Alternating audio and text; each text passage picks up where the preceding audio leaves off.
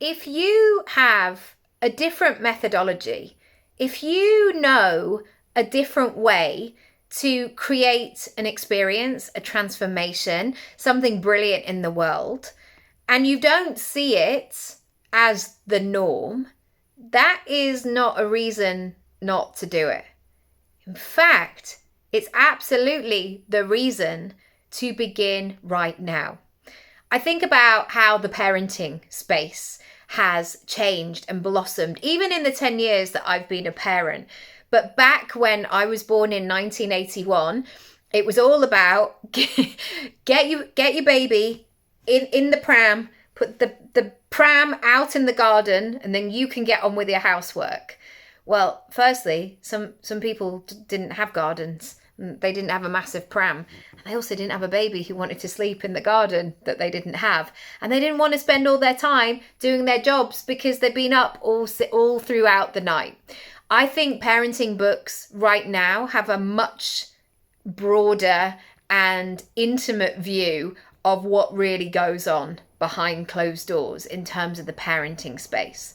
And I am so grateful for those practitioners who have brought in a different way, a new methodology, a new perspective. They've done some research in a certain area and they have something new.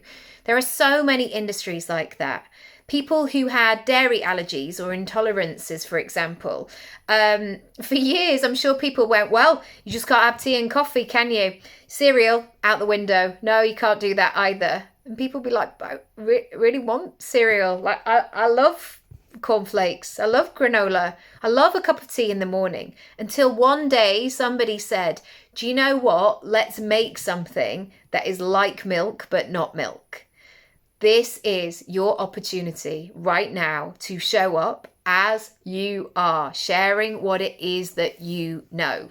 Not going, but nobody said it first. Mate, you're the first. You might have to be the first who has to be brave enough to go for it, to say it, and to say it loud, and to speak to those people. Because if you imagine those people out in the world who are struggling with the thing that you support with, you don't want them to struggle ongoing. You don't want them to have a miserable time.